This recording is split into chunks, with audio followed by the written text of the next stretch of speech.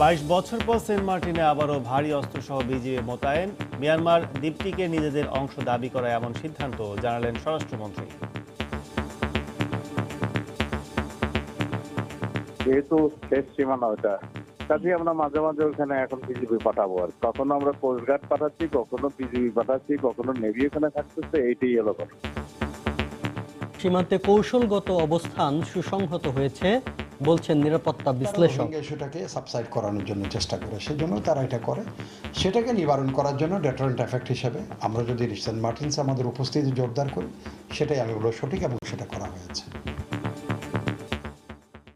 দেখছিলেন প্রধান শিরোনাম। সকালের সময়ে সঙ্গে আছি আমি শাফিন জাহিদ এবং আমি কাজল আব্দুল্লাহ। এবার অন্যান্য শীর্ষ সংবাদ। বাংলাদেশে আশ্রয় নেওয়া রোহিঙ্গাদের স্বার্থান্বেষী কোনো মহল খারাপ কাজে ব্যবহার করতে পারে, ব্রিটিশ প্রধানমন্ত্রীকে শঙ্কার কথা বললেন প্রধানমন্ত্রী শেখ হাসিনা। প্যারোল নয় আন্দোলনের মাধ্যমে বেগম জিয়ার মুক্তি চায় বিএনপি। শীর্ষ নেতৃত্বের ব্যর্থতাকে দোষলেন মধ্যম সারির নেতারা। মুক্তি নিয়ে রাজনীতি করছে দলটি, বলছে আওয়ামী লীগ।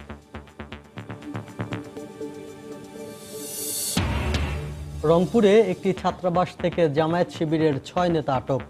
শহরের বিভিন্ন স্থানে হামলার পরিকল্পনা ছিল তাদের, জানালো পুলিশ। ফেনীতে পরীক্ষা কেন্দ্রে ছাত্রীকে আগুনে ঝলসে দেওয়ার ঘটনায় নোটিশ ছাড়াই মাদ্রাসা বন্ধ। অধ্যক্ষকে অব্যাহতি, চিকিৎসায় ঢাকা মেডিকেলের 8 সদস্যের বোর্ড গঠন। এবং শতবর্ষী গাছ রেখে যশোর বেনাপোল সড়ক নির্মাণ হলেও কাটা পড়ছে শেকড়। উপড়ে পড়ে জানমালের ক্ষতির আশঙ্কা, গাছ রক্ষার তাগিদ পরিবেশবাদীদের।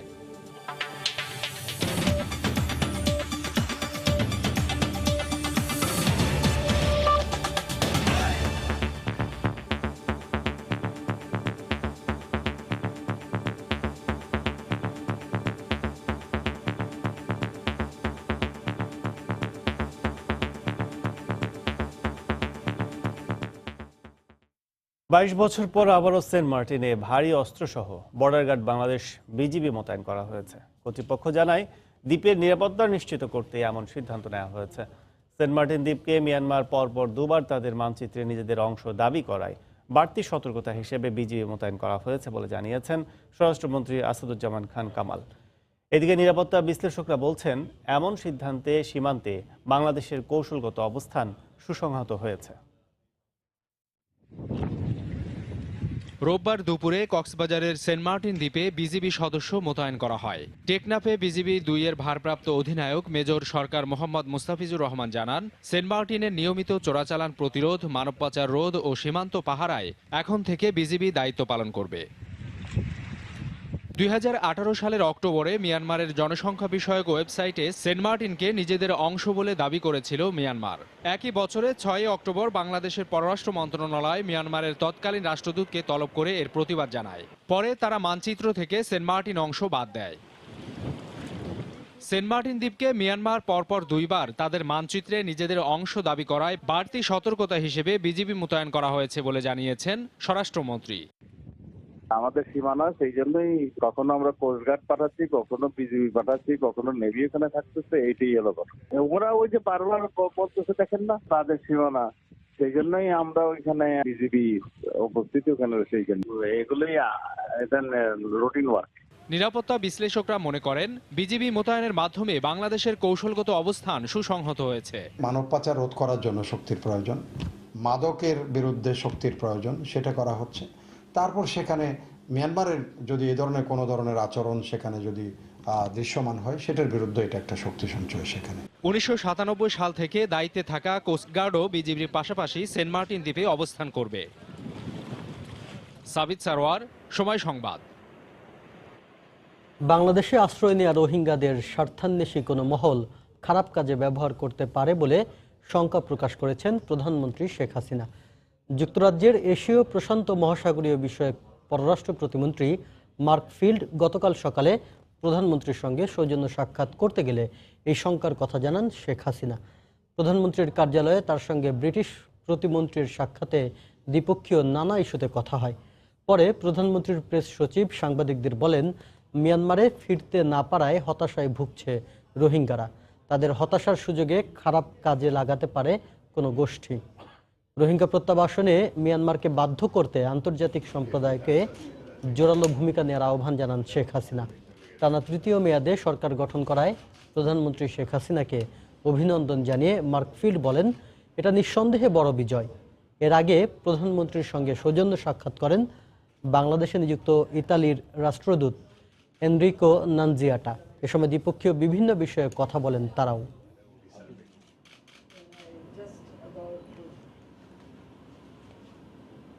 সকালের সময় আরো থাকছে। নারায়ণগঞ্জে গ্যাস সিলিন্ডার বিস্ফোরণে দগ্ধ 4 জনের মধ্যে 5 বছরের এক শিশুর মৃত্যু। ঢাকা মেডিকেলে চিকিৎসাধীন অন্য 3 জনের অবস্থা আশঙ্কাজনক। রংপুরে নাশকতার পরিকল্পনার অভিযোগে 6 জামাত শিবির নেতাকে আটক করেছে পুলিশ।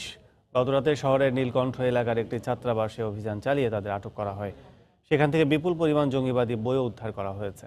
রাতে কোতোয়ালি থানায় সংবাদ সম্মেলনে তথ্য জানান Rangpur metropolitan police commissioner Abdul Alim Mahmud. আজ শহরের বিভিন্ন স্থানে তাদের হামলা চালানোর পরিকল্পনা ছিল বলেও জানায় পুলিশ।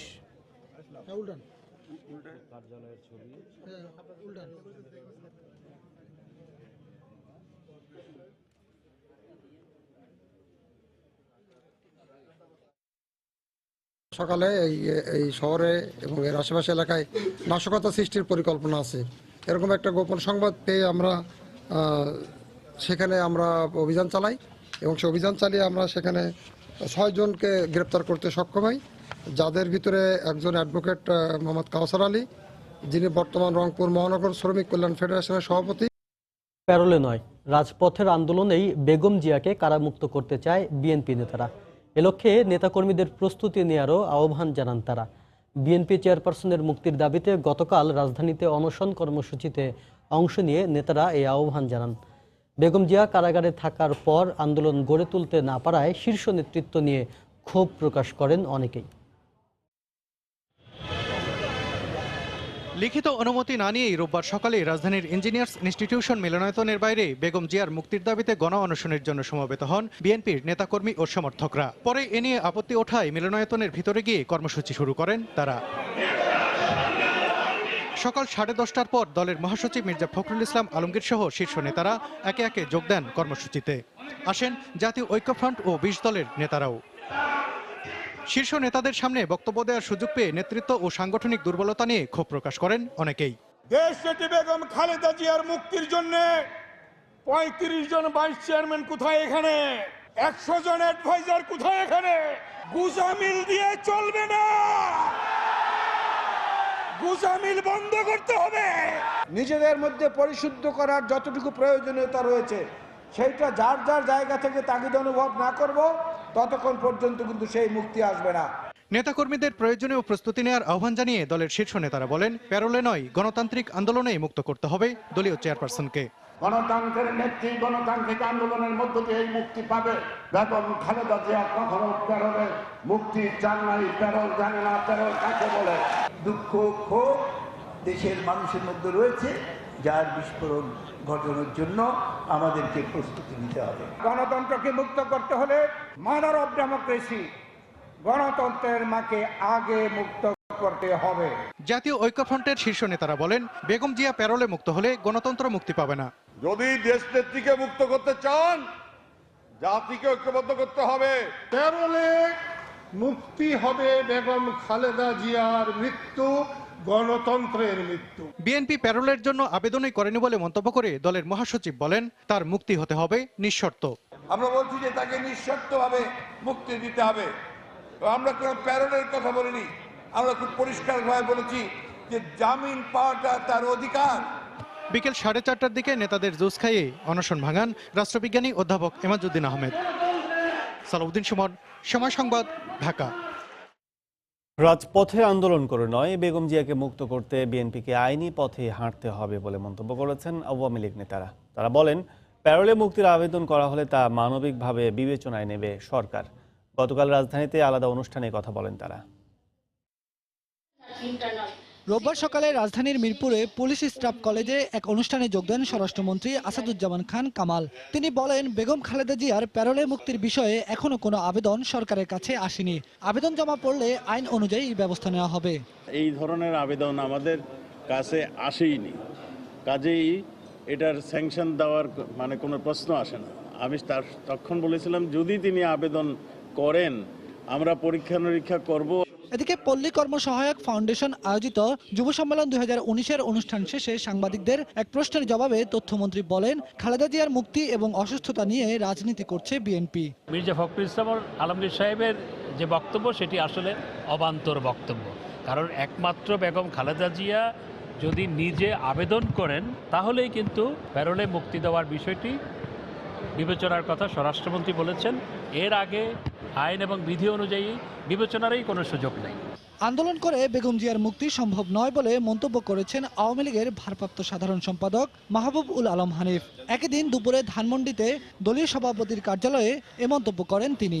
বেগম খালেদাকে মুক্ত করতে হলে আইনি প্রক্রিয়া, তাকে মুক্ত করা ছাড়া দ্বিতীয় আরেকটি অপশন আছে, সেটা হলো যে মহামান্য রাষ্ট্রপতির কাছে যদি তার অপরাধের দায় স্বীকার করে ক্ষমা প্রার্থনা করে, সেই ক্ষেত্রে মহামান্য রাষ্ট্রপতি ক্ষমা করতে পারেন।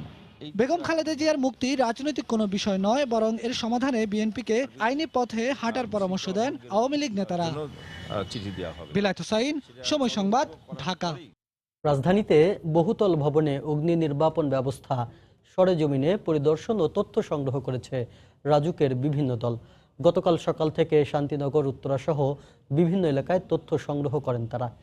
কর্মকর্তারা জানান, রাজুকের আওতাধীন এলাকাকে 8টি জোনে ভাগ করে 24টি দল এ কাজে নিয়োজিত আছে। শান্তিনগরে বেশ কয়েকটি আবাসিক ও বাণিজ্যিক ভবন পরিদর্শন শেষে প্রতিনিধি দল জানায়, এগুলোতে আগুন নেভানোর পর্যাপ্ত ব্যবস্থা থাকলেও জরুরি নির্গমন পথে বেশ কিছু সমস্যা আছে, যা বাসিন্দাদের দ্রুত বের হতে বাধা তৈরি করবে। এছাড়াও ভবনগুলোর বেশিরভাগই নকশা বহির্ভূত নির্মাণ করা হয়েছে। তথ্য সংগ্রহকালে মালিকদের উপস্থিতি না থাকায় সমস্যা হচ্ছে বলেও জানান তারা।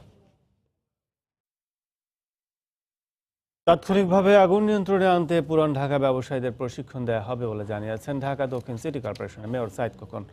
গতকাল সকালে রাজধানীর আরমানিটোলা মাঠে অগ্নি ঝুঁকি মোকাবিলায় পুরান ঢাকার ব্যবসায়ীদের সঙ্গে মতবিনিময় সভায় মেয়র বলেন, জীবনের বিনিময়ে কোনো ব্যবসা হতে পারে না। পুরনো ঢাকার আমাদের ব্যবসায়ী ভাইদের জন্য আগামী 9 তারিখ আরমানিটোলা মাঠে আমরা এই আগুনের একটা মহড়া করব।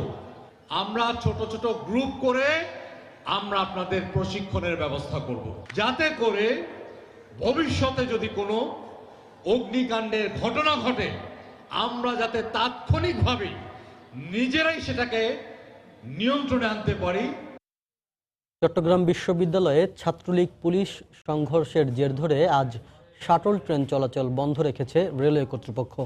এর আগে গতকাল অস্ত্র মামলার আসামি 6 নেতার মুক্তির দাবিতে চট্টগ্রাম বিশ্ববিদ্যালয়ে আন্দোলনরত ছাত্রলীগের নেতাকর্মীদের সঙ্গে পুলিশের দফায় দফায় সংঘর্ষ হয়। পরিস্থিতি নিয়ন্ত্রণে বেশ কয়েক রাউন্ড টিয়ারশেল নিক্ষেপ করে পুলিশ।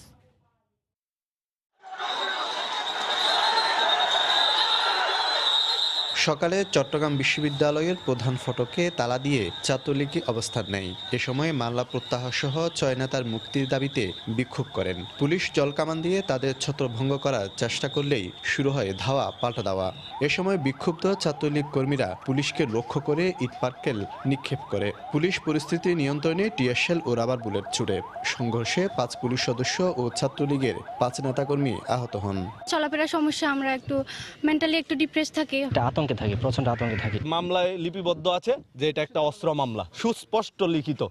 এখানে কোনো প্রপাগান্ডা ছড়ানোর কোনো সুযোগ নেই। আমরা এই আন্দোলন চালিয়ে যাব যতক্ষণ পর্যন্ত আমাদের দাবি পূরণ না হয়। এর আগে নগরীর বটতলী রেল স্টেশন থেকে বিশ্ববিদ্যালয়গামী সবগুলো শাটল ট্রেন বন্ধ করে দেওয়া হয়। ট্রেনে হুইস পাইপ কেটে চালককে নামিয়ে দেয় ছাত্রলীগের কর্মীরা। এতে ভোগান্তিতে পড়েন শিক্ষার্থীরা। আমাদের কর্মচারীদের নিরাপত্তার কারণে পরবর্তী ট্রেনগুলো চালানো হয় নাই। এই পাশাপাশি 2টা শাটেলেরই যে ভ্যাকুয়াম পাইপ, হুস পাইপ বলে, এটার প্রথম শাটেলেরও 4টা দিয়ে পাইপ বিভিন্ন জায়গায় কেটে দিয়েছে। এদিকে অস্ত্র উদ্ধারের মামলা নিয়ে বিভ্রান্তি সৃষ্টি করা হয়েছে বলে দাবি বিশ্ববিদ্যালয় প্রশাসন। পাশাপাশি উদ্ভূত পরিস্থিতি নিয়ন্ত্রণে আশ্বাস দিয়েছে বিশ্ববিদ্যালয়ের উপাচার্য।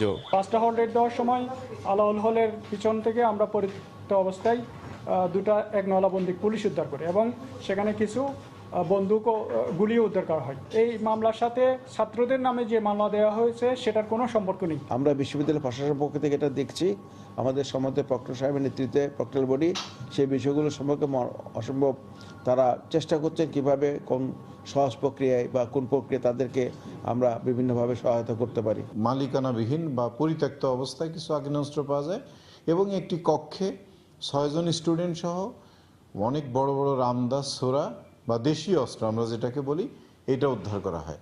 তো যেহেতু ইউনিভার্সিটি প্রশাসন এবং পুলিশ, স্থানীয় পুলিশ যৌথভাবে এটা করেছে, রেইডটা করেছে, তো নিয়ম অনুযায়ী পুলিশ যা বাদী হয়েছে। এক সপ্তাহে আগে ছাত্রদের একটি আবাসিক হল থেকে অস্ত্র উদ্ধারের ঘটনায় বিশ্ববিদ্যালয়ের ছাত্রলীগের 6 নেতাকে আটক করে পুলিশ। পরে তাদের বিরুদ্ধে হাটহাজারী থানায় মামলা করে বিশ্ববিদ্যালয় কর্তৃপক্ষ। এরই জের ধরে 4 দফা দাবিতে কর্মসূচি শুরু করেছে ছাত্রলীগ। শফিকুল আলম, সময় সংবাদ, চট্টগ্রাম। ফেনীর সোনাগাজীতে পরীক্ষা কেন্দ্রে ঢুকে আগুন লাগিয়ে ঝলসে দেয় মাদ্রাসার শিক্ষার্থী নুসরাত জাহান রাফির অবস্থা আশঙ্কাজনক বলে জানিয়েছেন ঢাকা মেডিকেলের চিকিৎসক। তার চিকিৎসায় 8 সদস্যের মেডিকেল বোর্ড গঠন করা হয়েছে।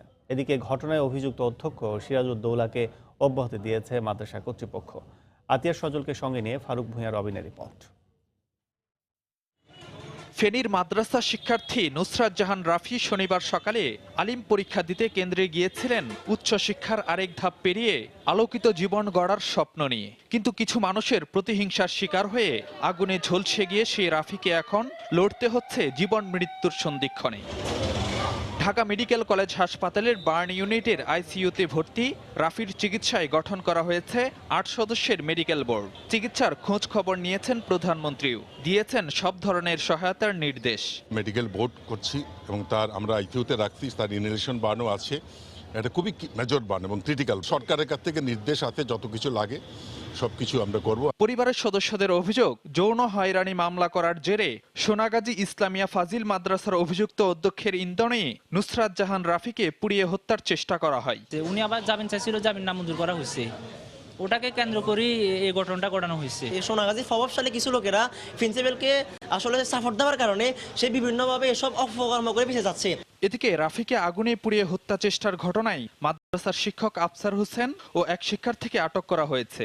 ঘটনাস্থল পরিদর্শনে গিয়ে চট্টগ্রাম রেঞ্জের অতিরিক্ত ডিআইজি জানান, সব দিক বিবেচনায় রেখে চলছে তদন্ত কাজ। আমরা অনেক সাক্ষীর সাক্ষ্য নিয়েছি, পিও ভিজিট করেছি, তারপর অনেক তথ্য উপাত্ত আমরা পেয়েছি। অভিযুক্ত অধ্যক্ষ সিরাজউদ্দৌলাকে অব্যাহতি দিয়েছে মাদ্রাসা কর্তৃপক্ষ। ফারুক ভূঁইয়া, রবিন, সময় সংবাদ। ব্রাহ্মণবাড়িয়ায় পুলিশের বিরুদ্ধে আসামির বাড়িতে ভাঙচুর ও পরিবারের সদস্যদের মারধরের অভিযোগ উঠেছে। এর প্রতিবাদে সড়ক অবরোধ করে বিক্ষোভ করেছে বিক্ষুব্ধ এলাকাবাসী। গতকাল বিকেলে নবীনগর আঞ্চলিক সড়ক অবরোধ করে বিক্ষোভ করেন তারা।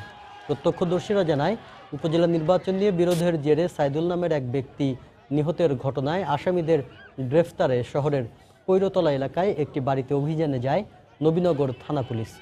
এ সময় আসামি খুঁজে না পেয়ে বাড়ির বেশ কয়েকটি ঘরে ভাঙচুর চালায় তারা। পরে এলাকাবাসী 5 পুলিশ সদস্যকে ঘেরাও করলে খবর পেয়ে সদর থানার পুলিশ সদস্যরা তাদের উদ্ধার করে।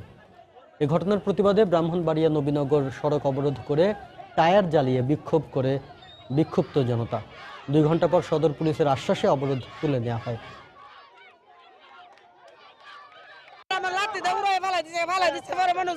আমি এসে যাই না মাঝে গেছি 2 রারি ফেদা আমার ঘরের ভিতরে আমায়া আলমারি ফিরি সুকেস মনে কুস্তা রাখছে না, গ্যাসের চুলা পাঙ্কা ঘরে দেন গা খেলা বেটা এই কথা কয় তুমি কি এই কথা করে বেন্দা বাড়ি ফাঁসে দুই মহিলার মাথা দাও না, আমি কি মারেন করে এই কথা কইতে বাইরে যায় না। ওসলাম কিটা করছে আমার বউর গলা চিপা লাগতে বাইরে। প্রশাসনের লোক হইয়া এরকম ভাবে যদি নির্যাতন ভাঙচুর লুটপাট করে তাহলে অসহায় মানুষরা কোথায় যাবে? নবীনগরের পুলিশের একটা টিম আসে, তো আসামি ধরার সময় এখানে একটু হিচিং হয় পুলিশের সাথে।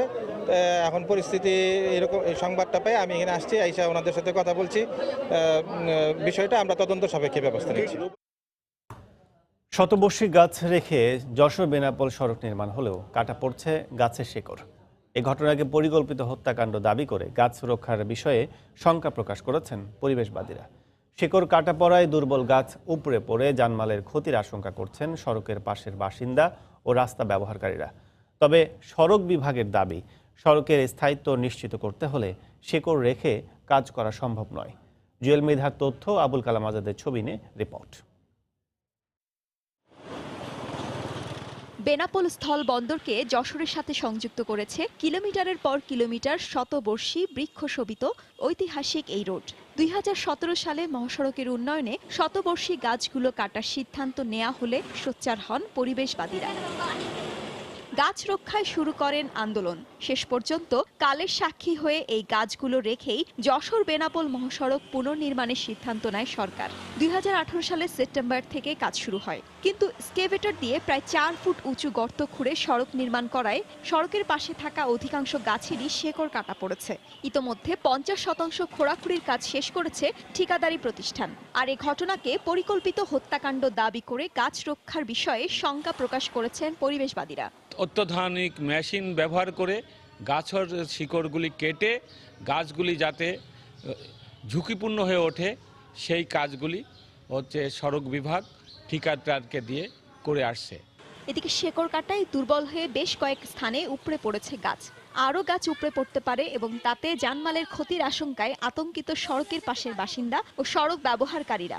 খনন করার সময় শিকড়গুলো কেটে যায়, যার কারণে গাছগুলো এখন বর্তমানে 99% ঝুঁকিপূর্ণ। আমরা সবসময় আতঙ্কিত থাকি কখন এই গাছ পড়ে আমাদের ঘরবাড়ি নষ্ট হয়ে যায় কিনা। চলাচলে বিশাল সমস্যা, কখন কোন মুহূর্তে গাছ পড়ে যায়, শিকড় মেকড় কেটে দিতেছে। রীতিমধ্যে 4টি গাছ পড়ে গেছে, তো সামনে এপ্রিল মে মাসের ঝড়ে অন্তত 50টা গাছ পড়ে জনজীবন বিপর্যস্ত হবে এবং ভারতের সাথে যোগাযোগ বিচ্ছিন্ন হয়ে যাবে। পরিবেশবাদীদের অভিযোগ অস্বীকার করে সড়ক বিভাগ বলছে, গাছের শেকড় কাটায় ঝুঁকি বাড়লেও সড়কের স্থায়িত্ব নিশ্চিত করতে এর বিকল্প নেই। ইঞ্জিনিয়ারিং এর কাজের স্বার্থে আমি ওখানে শিকড় রেখে কাজ করলে আমার সড়কটা তখন অপরিকল্পিতভাবে হয়ে যাবে এবং সড়কের স্থায়িত্ব তখন নষ্ট হবে। সুতরাং বর্তমানে যে অর্থটা ব্যয় করা হচ্ছে তাতে আমাদের সরকারের ভাবমূর্তি নষ্ট হবে এবং সরকারেরই তখন আর্থিক ক্ষতি হবে। 2017 সালে যশোর রোডের দুপাশে 620টি শতবর্ষী সহ 2312টি রেইন ট্রি গাছ কেটে ফেলার সিদ্ধান্ত নেওয়া হয়। বর্তমানে গাছ রেখে এডিবি উন্নয়ন প্রকল্পের আওতায় প্রায় 329 কোটি টাকা ব্যয়ে 38 কিলোমিটার এ সড়কটির পুনর্নির্মাণের কাজ চলছে। সময় সংবাদ, যশোর। চিকিৎসা সেবা নিয়ে অনেক প্রশ্ন থাকলেও এখনও এমন অনেক চিকিৎসক আছেন যারা সেবা করে জায়গা করে নিয়েছেন মানুষের হৃদয়ে। প্রতিষ্ঠা করেছেন অলাভজনক প্রতিষ্ঠান সুলভ চিকিৎসা ফাউন্ডেশন, যেখানে মাত্র 100 টাকা ভিজিটে রোগী দেখেন বিশেষজ্ঞ চিকিৎসকরা। নুরুল আলম নয়নের ক্যামেরায় আরও জানাচ্ছেন ইমদাদুল হক। মানুষের সেবায় নিয়োজিত চিকিৎসকরা নানা সংকটেও মানুষের পাশে থেকে সেবা দিতে দেখা যায় তাদের। যদিও অনেক চিকিৎসকের বিরুদ্ধে রয়েছে নানা অভিযোগ, তবে সমাজে ভিন্ন ধরনের চিকিৎসকও রয়েছেন যারা সেবা দিয়ে জায়গা করে নিয়েছেন মানুষের হৃদয়ে।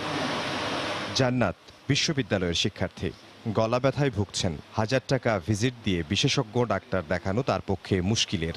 সামাজিক যোগাযোগ মাধ্যমে তিনি জানতে পারেন রাজধানীর হাতিরপুলের সুলভ চিকিৎসা ফাউন্ডেশনের কথা, যেখানে মাত্র 100 টাকা ভিজিটে শনি থেকে বুধবার বিকেল 3টা থেকে 5টা পর্যন্ত বিশেষজ্ঞ চিকিৎসক সেবা দিয়ে থাকেন। তাই জান্নাতের মতো আরও অনেকেই সেবা নিতে এসেছেন এখানে। এত বড় একটা স্পেশালিস্ট এরকমভাবে সেবা দিচ্ছে, আমাদের সবারই ভালো হয়। আর সব ডাক্তাররা যদি আমাদের পাশে এইভাবে থাকে আমাদের সবার অনেক ভালো হবে। 1000 টাকা দিতে আমার একটু কষ্ট হইতো, এই জন্য আমি এখানে আসছি। আরও যারা ডাক্তার আছে ওনারাও এই বিষয়ে উদ্যোগী হবেন, এটাই আমরা আশা করি। মানসিক শান্তি এবং সমাজের প্রতি দায়বদ্ধতা থেকেই প্রতিষ্ঠা করেছেন সুলভ চিকিৎসা ফাউন্ডেশন। এখানে আসা রোগীরা বললেন, সারা বাংলাদেশের চিকিৎসকরাই যদি এমনভাবে এগিয়ে আসে তাহলে তৈরি হবে একটি মানবিক বাংলাদেশ। সুলভ চিকিৎসা ফাউন্ডেশন প্রতিষ্ঠা করেছেন বঙ্গবন্ধু শেখ মুজিব মেডিকেল বিশ্ববিদ্যালয়ের অধ্যাপক মঞ্জুরুল আলম। ঢাকা সহ সারা দেশের বেশ কয়েকজন ডাক্তার সম্পৃক্ত রয়েছেন এই প্রতিষ্ঠানটির সাথে। এমন উদ্যোগের প্রশংসা করলেন চিকিৎসকদের সংগঠনের নেতারাও। আর্তমানবতার সেবাই এটা মূল উদ্দেশ্য। গাইনি, শিশু এবং চর্মরোগ তারা মাঝে মাঝে এখানে অল্টারনেটলি এসে, আমি যেদিন দেখি না তারা এসে আবার এখানে মাঝে মাঝে সেবা দিয়ে থাকে। কেউ সপ্তাহে একদিন দেখে, কেউ মাসে একদিন দেখে, কেউ কেউ আবার তাদের সাথে আমাদের সাথে কন্ট্যাক্ট আছে যে তারা প্রতিদিন একটা করে হলে তাদের অসুবিধা হবে না, তারা চেম্বারে বসেই দেখছে। ইচ্ছা আছে যে ভবিষ্যতে এরকম একটা সুলভ ডায়াগনস্টিকও চালু করা। একজন করলে তো হবে না, সবাইকে করতে হবে। আমাদের জনসংখ্যা তো 10-12 জন না, অনেক। তো সুতরাং সবাই যদি এই মানসিকতা বিল্ড আপ হয় তাহলে ভালো। অনলাইনেও সেবা দিয়ে থাকে প্রতিষ্ঠানটি। রয়েছে ফেসবুক পেজ ও ইউটিউব চ্যানেল, যার মাধ্যমে ঘরে বসেই চিকিৎসা সেবা নিতে পারেন রোগীরা। ইমদাদুল হক, সময় সংবাদ, ঢাকা। কয়েক মাসের মধ্যে 15,000 চিকিৎসক নিয়োগ দেওয়া হবে বলে জানিয়েছেন স্বাস্থ্যমন্ত্রী জাহিদ মালিক। বিশ্ব স্বাস্থ্য দিবস উপলক্ষে গতকাল রাজধানীর কৃষিবিদ ইনস্টিটিউশন মিলনায়তনে এক আলোচনা সভায় একথা বলেন মন্ত্রী। আমি 2 মাসের মধ্যেই আমরা প্রায় 5,000 ডাক্তার নিয়োগ দিতে সক্ষম হব এবং তারপরে আর কিছুদিন পরে another 10,000 doctors we should be able to appoint them. আমাদের এখন 60% সেবা দিয়ে থাকে প্রাইভেট হাসপাতালগুলো। তো প্রাইভেট সেবা দেওয়া যারা দেয় তারা কিন্তু অনেক চার্জ করে। আমরা আহ্বান করব যে তাদের চার্জ জানি কমিয়ে আনে। সকালের সময়ের শীর্ষ সংবাদগুলো জানিয়ে দিচ্ছি আরেকবার। 22 বছর পর সেন্ট মার্টিনে আবারও ভারী অস্ত্রসহ বিজিবি মোতায়েন। মিয়ানমার দ্বীপটিকে নিজেদের অংশ দাবি করা এমন সিদ্ধান্ত জানালেন স্বরাষ্ট্রমন্ত্রী। বাংলাদেশে আশ্রয় নেওয়া রোহিঙ্গাদের স্বার্থান্বেষী কোনো মহল খারাপ কাজে ব্যবহার করতে পারে, ব্রিটিশ প্রতিমন্ত্রীকে শঙ্কার কথা বললেন প্রধানমন্ত্রী শেখ হাসিনা। প্যারোল নয় আন্দোলনের মাধ্যমে বেগম জিয়ার মুক্তি চায় বিএনপি। শীর্ষ নেতৃত্বের ব্যর্থতাকে দুষলেন মধ্যম সারির নেতারা। মুক্তি নিয়ে রাজনীতি করছে দলটি, বলছে আওয়ামী লীগ।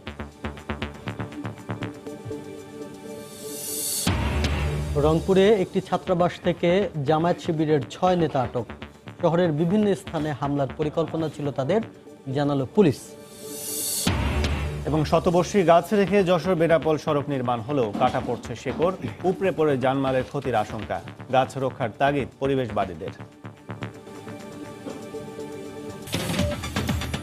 এই ছিল সকালের সময়।